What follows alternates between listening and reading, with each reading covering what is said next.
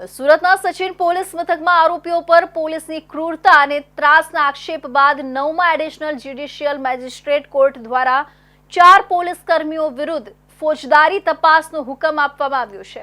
આરોપીઓએ કોર્ટમાં જણાવ્યું હતું કે તેમની પર એટલી હદે અત્યાચાર કરવામાં આવ્યા કે બાથરૂમ કરવાની જગ્યાએ પેટ્રોલ અને મરચું પાવડર નાખી દેવામાં આવ્યું।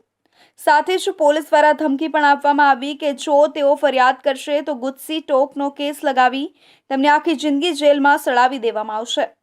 ફેબ્રુઆરી 2024માં સચિન પોલીસે લૂંટ અને અન્ય ગુનાઓના આરોપસર 3 શખ્સ રાકેશ પ્રકાશભાઈ વાઘ, સુબોધ ધર્મેન્દ્ર રામાણી અને સૌરવ ઉર્ફે સૌરભની ધરપકડ કરી હતી।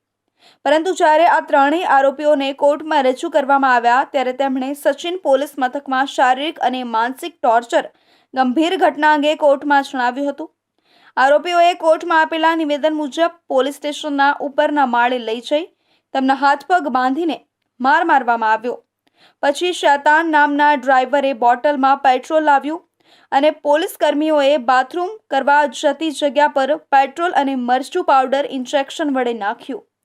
આ દરમિયાન સત્યમેવ જયતે લખેલી પટ્ટી લાવી ગાળો આપતા પોલીસ કર્મીઓએ સતત માર માર્યો અને આરોપીઓએ કોર્ટમાં એવું પણ જણાવ્યું કે પોલીસે તેમના પર કોર્ટમાં ન જવા માટે દબાણ કર્યું અને ધમકી આપી કે જો તેઓ પોલીસ વિરુદ્ધ જજ સમક્ષ વાત કરશે તો ગુસ્સી ટોકનો કેસ લગાવી તેમને આખી જિંદગી માટે જેલમાં મોકલી દેવાશે।